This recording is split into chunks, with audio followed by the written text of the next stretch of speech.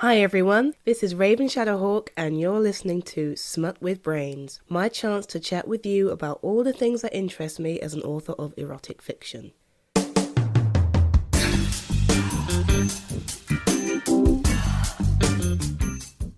Please be aware that this podcast will often contain sexual content, some of it explicit, and that I occasionally swear, like a trucker. So long as you're happy with that, let's get this show on the road.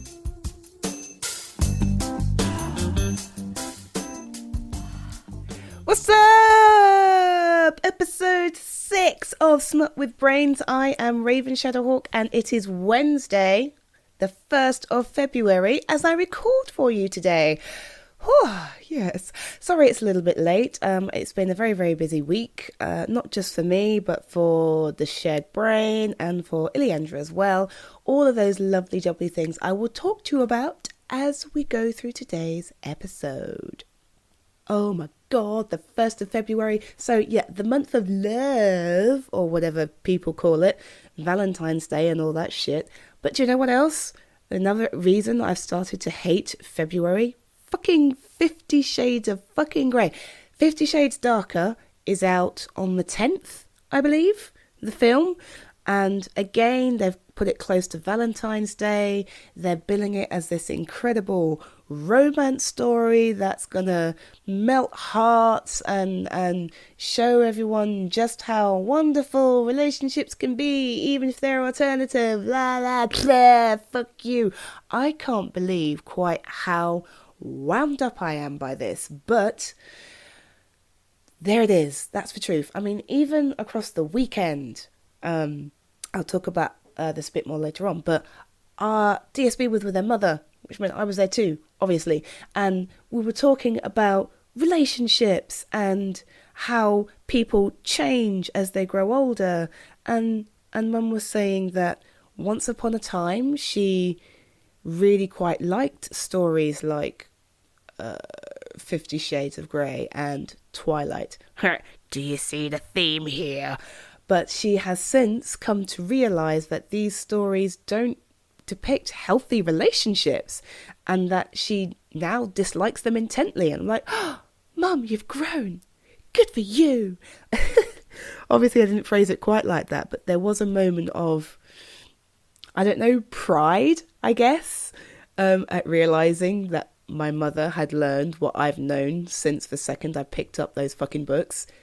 Those relationships are dysfunctional and unhealthy and damaging to both parties, and billing them as anything other than a hot mess is not good. They are not romance stories. They are stories of abuse and freakiness and... okay, just calm down, Raven. It's all right. It's okay. Just deep breaths. Just move on and talk about some other shit, okay? Just move on. Clearly you're upset. Move on. Move on. I hope you're all well, that you've had a good week yourselves, full of plenty of fun, sexy things, or if you're not into fun, sexy things, then maybe just, I don't know, good food, wine, and chocolate, or something like that. I don't know. I hope you had a good week. My week has been awesome, both as me and as DSB. DSB, for instance, went to see her mother at the weekend, something she doesn't get to do very often, and she went without the Sproglings, which was such a treat. Not getting up at like 6:30, 7 o'clock to deal with screamy children. Bliss! And being mothered instead of being the mother, double bliss. She even went to church. Something a bit strange. I'm not keen on church, neither is she. In fact, none of us are. But, you know, when you go and see your mother and she's excited to see you and wants to show you off, what else do you do but join her at church where everyone mistakes you for your sister? Yeah. I do have a sister. Apparently we look quite alike. Alike to the point that pretty much everybody in the church who introduced themselves thought I was her. And I thought I was the good-looking one. Oh well, Anyway, also on the health front, since I do like to talk about that every now and then, I've been running quite a few times this week, every other day, as a matter of fact, and I've finally settled into a routine with a yoga, which is quite a lot of fun. So if you guys are interested in that sort of thing, DSB actually has a blog in which she talks about all the health stuff, the mental health stuff, the weight loss stuff, all that fun life stuff that doesn't really come into what I'm talking about here. If you are interested in that, the blog is called Honest Gym Bunny, and you can find it at WordPress, honestgymbunny.wordpress.com. Enjoy. Right. Now we got all that out the way, let's get on with what you actually came here for. Mark it on the calendar, tick it off the list. Work complete, yeah, that's sweet. Here's my to-do list. You get the gist.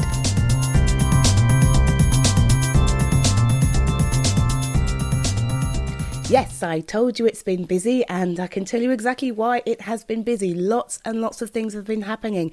If you recall, last week I told you I wanted to enter these podcasts to Patreon as something for people to listen to there. Well, I have now done that. I'm very pleased, and I will soon be thinking of ways to better utilise Patreon, offer better rewards for becoming a patron, because at the moment they're shared between myself and Ileandra, and I think it may actually be worth splitting them up.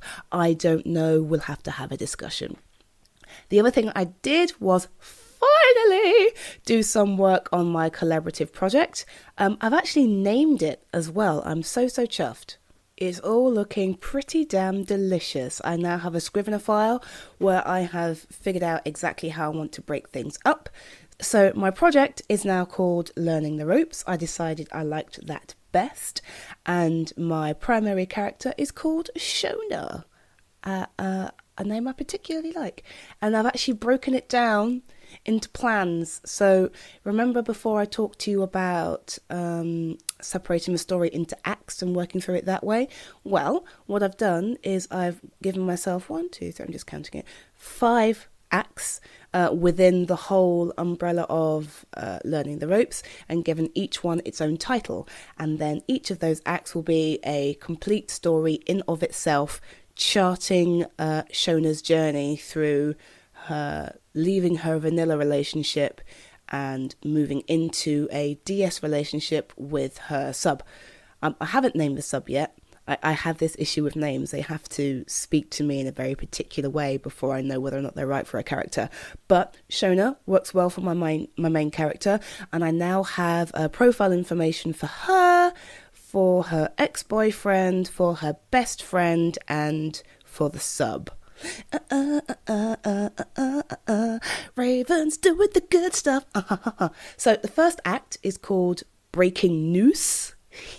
Yes, I went for the puns. I'm not happy with all of them, so if you guys want to give me a bit of help with that, by all means. But Act 1, Breaking Noose. Act 2, Pulling a Few Strings. Act 3, Not for Everyone. Guess how not is spelt. Act 4, Jump Rope. Act 5, Not Interesting. Again, playing around with the idea of ropes and knots and tying and that sort of thing. Obviously, the whole thing's called Learning the Ropes, so I've gone for lots of not puns.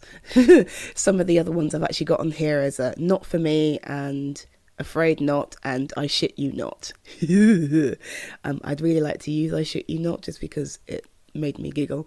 And I like that kind of thing. So, yeah, but we'll think about that. But progress is happening, people. I'm very, very happy about it.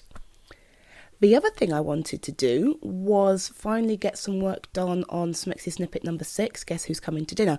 Unfortunately, I am still struggling to get that one done, and I will tell you why, just very, very briefly. As you know, there is me and Ileandra under the shared brain, and she is called the shared brain because she has one brain shared between the two of us. So if one of us has a lot of work, the other one suffers. Now, Ileandra currently has a lot of work to do. She's working on a novel which originally was supposed to be mine, by the way, but is no longer because there's too many vampires in it, because she needs to finish the first draft of the piece before this Saturday coming up, where she will be speaking to a editor from Penguin Random House in a 20-minute one-to-one at an event called Right Now. Very exciting for her and for me, but I've actually stepped aside just for a little while so she can get that draft done and put together the information she's going to need for that editor. This does mean that I'm not quite getting as much done as I was hoping, but I figure by next week, when the pressure of that has dropped off, assuming she doesn't get shortlisted, which is actually very negative. I should assume that she does get shortlisted for the mentoring program, because how awesome would that be? But assuming she doesn't, then there will be space and time for me to get some of my stuff done, and Ileandra can take a break. But until then, what we've got is what we've got. So that's how we've been getting on. The other thing, which wasn't actually on my list last week, but I've been doing it anyway, is I've been thinking forward about how I want to use my YouTube channel and this podcast and Patreon and my website. And I figure I'm learning all the time about audio recording and editing, through doing this podcast. And I'm thinking, these are skills that I could use and push forward to use somewhere else, and it's a bit of a waste almost to not use these skills. So what else can I do with my fabulous, studio quality microphone and these awesome headphones and this editing software that I've got? What else could I do? And I thought, what about not just readings like I'll be doing with Learning the Ropes, but what about dramatizations, like radio style tellings of one or more of my stories? The very first time I encountered The Lord of the Rings as a story, it wasn't actually through reading the books, it was through a BBC dramatization which aired on Radio 4 probably years and years ago, but I found the CD at my local library and I listened to the story, but it wasn't a reading, it was a dramatization. So it had been edited down, put into a script with sound effects and all other bits and bobs to make it sound posh, and it was like a radio show. And I thought, this is actually really good. And it was because of that I read the book. And the same thing happened with a few of my favourite Shakespeare plays as well, because to begin with I could never really get into reading Shakespeare, but I listened to Midsummer Night's Dream and Twelfth Night and King Lear, Othello, and good things happened in my brain listening to it. And I thought, okay, this is one way to get my reading in, to listen to things. And of course, audiobooks now, they're a thing. People know about those. There's, products like Audible through Amazon where you can buy a book and have it read to you. So listening to stories is not new. And I would love to do something with that, with my own work. So what I've been thinking about this week is, when I have some time, whenever that is taking just a small sample of one of my pieces, maybe a Smexy snippet or something from the Meeting Each Other series, and just converting it into a script. And then having that read by a couple of open-minded friends. I have some of those. But because it's a dramatization, it wouldn't just be a energetic reading, it would be acted. And this is where my thoughts kind of went a bit up and down, and is this a good idea, is this a bad idea? And I kind of want to run it past you, because if this works the way I hope it does, then what I imagine is that these voices, the people I get to act these pieces would be, they would be acting it, and that includes any sexy shenanigans that happen within the course of the story. So these people would need to voice act sex. Yeah. It's weird when I say it out loud, but when I think about it a bit more, it's not unheard of, and it's not actually uncommon. If you look at certain YouTube channels, I know YouTube, right? But if you look at certain YouTube channels and certain podcasts run through things like Podbean, or even sites like Literotica, there are sections dedicated to audio where people do this, and they call them audio erotica, and people do role plays with their voices, and they play out sexual scenarios for people to listen to. Now, that's not quite what I'm talking about here, but I suppose it would be similar in that there are sexy shenanigans to be played out from the story that I'm telling. So, what I want to know is what you guys think about that. I mean, is that weird, or is that something you could get on board with and listen to, or does it just feel really awkward and strange in your mind? I'm slowly reaching a point where thinking about sex, talking about sex, is not weird or embarrassing for me. I'm not there yet, even though I write all this stuff, but I'm getting there because it's in my mind so much because of what I'm writing. So this, to me, as an idea, doesn't seem unusual, but I'm interested to know what you guys think. So please, send me an email, put something in the comments, contact me on Twitter or Facebook. I would love to know your thoughts on audio erotic stories, dramatization style.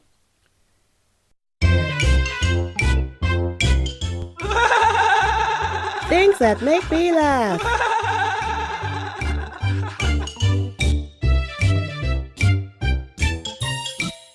Okay, yeah, I wasn't actually sure what I was going to tell you about this week in this section of the show, because I hadn't really found anything yet. And then the most glorious thing popped up in my Facebook feed.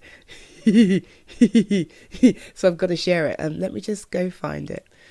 So this article popped up in my Facebook feed, and I'm really not sure if it came from one of my friends or if it popped up as an advert. I wasn't paying enough attention because the title just grabbed me by the neck and just... And I haven't read it properly yet either. I wanted you to get the full experience of my reaction as I go through this with you. So let me just read you the headline, and then we'll go on from there. Oh, Maria, okay. Healing crystal dildos are here to make your vagina a magical place. Yeah, okay. So this article is on Pop Sugar in their love section. I've never heard of Pop Sugar before, but it's there, quite literally, Pop Sugar. And it's written by Victoria Messina. Oh my God. And the first thing here is an Instagram photo of 5, and I say beautiful, but they really are beautiful crystals, but they are dildos. There's a quartz one, a rose quartz one, an amethyst, an obsidian, and I'm not sure about this white one here. Oh my God. Oh yeah, by the way, if you didn't know, DSB did geology for a degree, so recognizing semi-precious stones and minerals, not difficult. Oh my God. So this is insane. Okay, let me just read you the first. Oh my God. Healing crystals have been a wellness trend for quite some time now, with a cult following of people who swear by their therapeutic properties. While some choose to harness the rock's energy in the form of pyramid-shaped decor or jewellery, yes, this is true, one innovative company has delved into previous untrekked territory: the crystal dildo market. Yes, you read that correctly.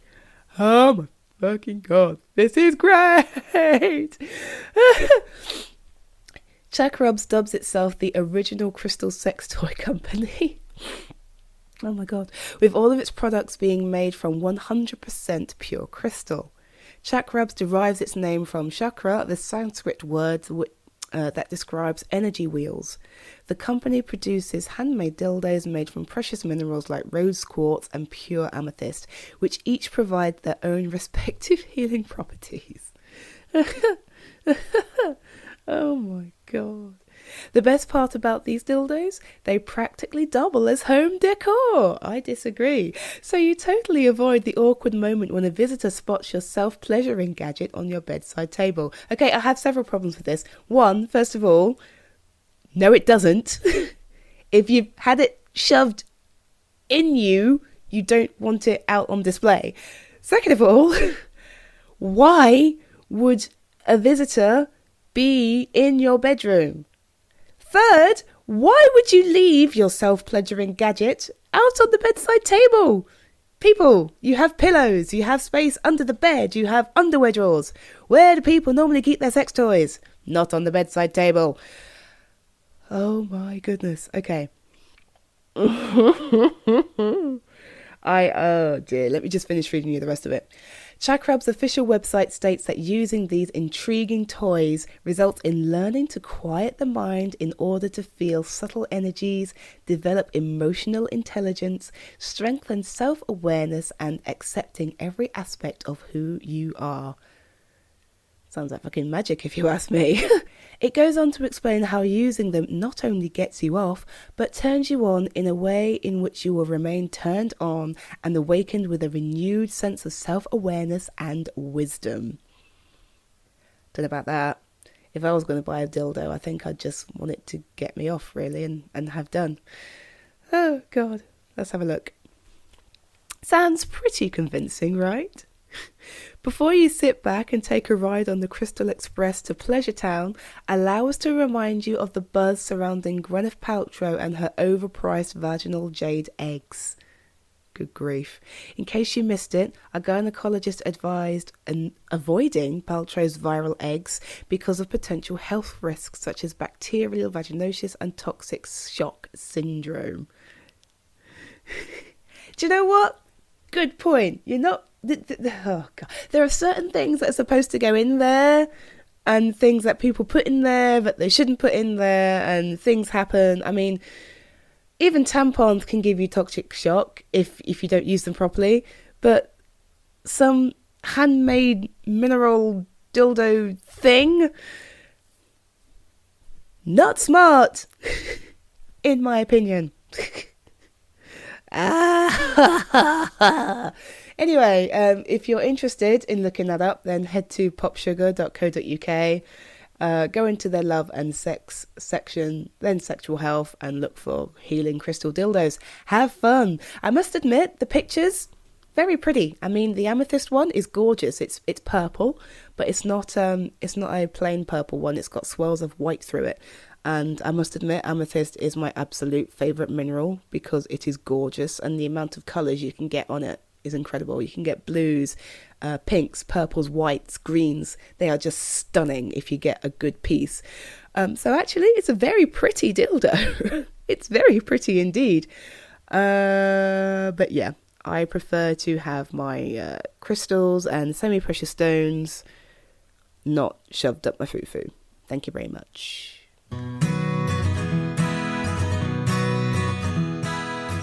What's going on? Let me tell you now. It's all about the week ahead. My week ahead. My week ahead. My week ahead. Let me tell you about my week ahead. Are you ready now to hear about the week ahead? Yep, okay. Moving on from the craziness, I suppose I should think about what's coming up in the week ahead. Well, as I mentioned earlier, I will be stepping aside very briefly to make space for Ileandra and her trip away on Saturday to the Right Now open day. However, I've got hiccups. There are still some things I would like to do. So I want to get more of the outline done for learning the ropes. I would ideally love to reach the point that all of my character profiles and Bibles are complete, meaning that I can then start working on a play-by-play of the scenes. That will give me an idea of how long the first act will run and how many weeks it will take to upload the whole story, which is actually quite important in terms of planning. But what I would also like to do is spend some time thinking about other places to put both this podcast and anything else that I produce for free. because nobody's paying for this podcast, just me and my time. And there's quite a lot of content that I'm planning to produce, including Learning the Ropes, that I will give away. There are things that I sell, Smexy Snippets and Slippers and Chains and the Meeting Each Other series. All those books, ebooks and paperback, they are paid for. They're paid items. But I think it's important to offer people something if they don't know you, so they can decide whether or not it's worth taking a chance on you and spending any money. Because I fully appreciate that I'm an unknown, and asking people to spend, lots and lots of money on someone and something that they don't know isn't very nice. So I produce things that I can give away. Also, I like to share, that makes me happy. So there are things I will deliver for free, and I think that these things should probably be in as many places as I can get them. Very soon, I will be looking into getting this podcast onto places like iTunes and Stitcher, and through other podcasting smartphone apps. I want to have a proper plugin for the website so you can download these episodes from there without going through YouTube. I would also like to utilize YouTube in a sensible way as well as Facebook and Twitter. So I've got lots to think about. Basically, this week, from what I can gather, is going to be a lot about thinking and planning and working ahead, and unfortunately, not too much writing. But it's okay. It's all right. I'll get it done at some point. It'll be fine. It'll be fine. Yes, folks, it's Q&A time. You ask the questions and I'll give the answers. And I will never, ever lie. Promise.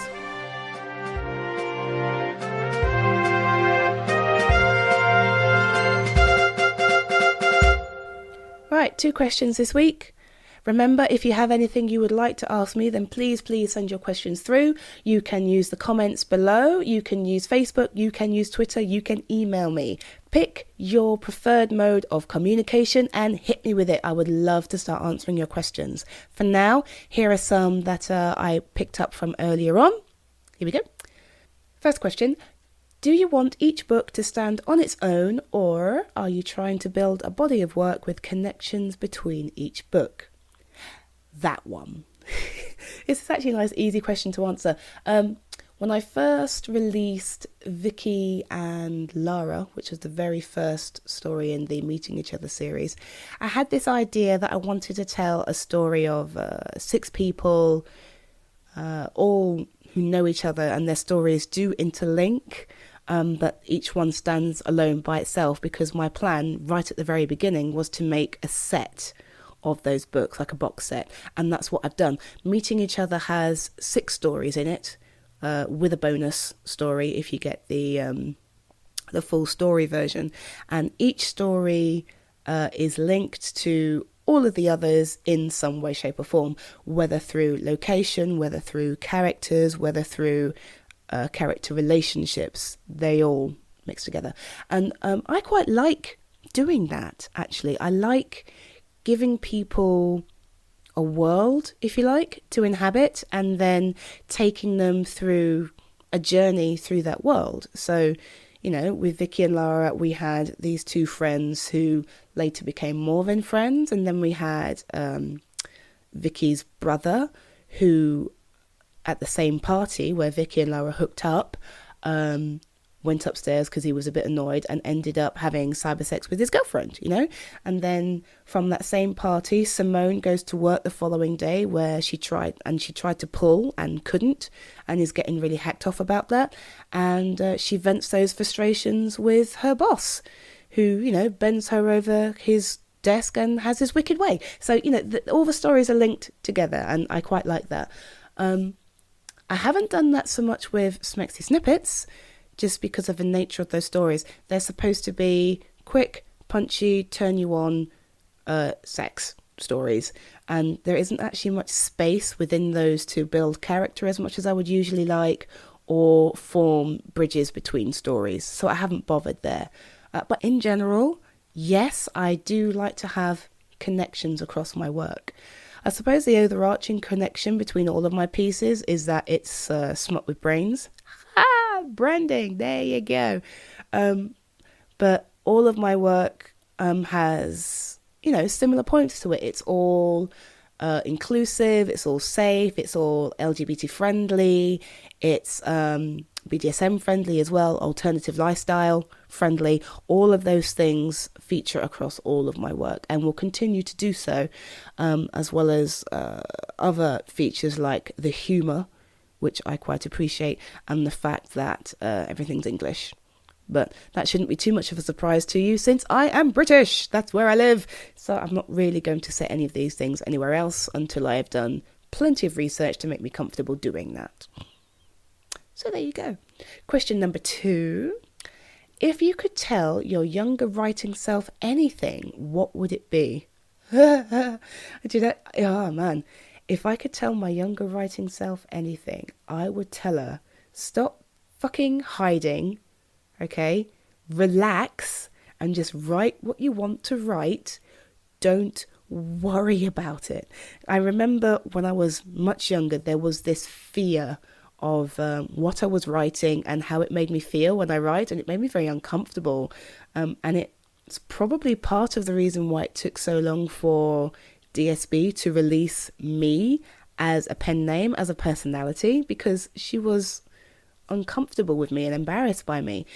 If I could go back and tell my younger self that it was okay to want to write about these things and to explore human emotions and intimacy and sexuality, then I'd probably be a bit further along in my career by now, because it's not like I started writing in 2013 when I released Vicky and Lara. I've been writing this stuff for years. I am 32 now, and I had a passing interest in erotica when I was about 17, 18. So there's been a long gap between very first having those thoughts and being where I am now.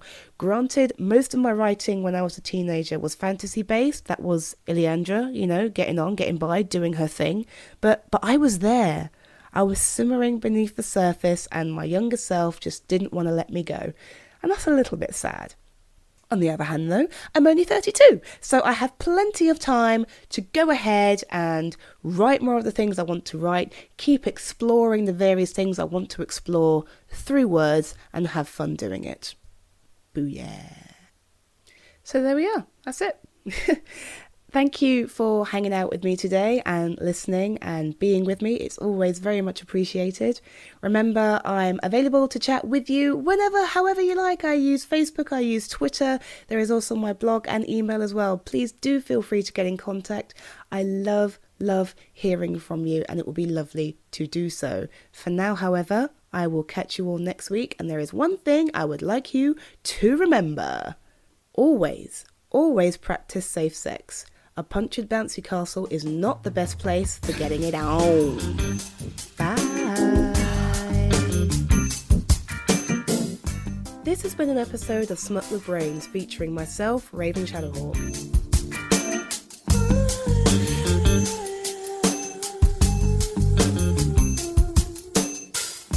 If you'd like to get in contact with me or the Shared Brain, you can email through info@ravenshadowhawk.co.uk or hit us through Twitter on @IleandraXRaven.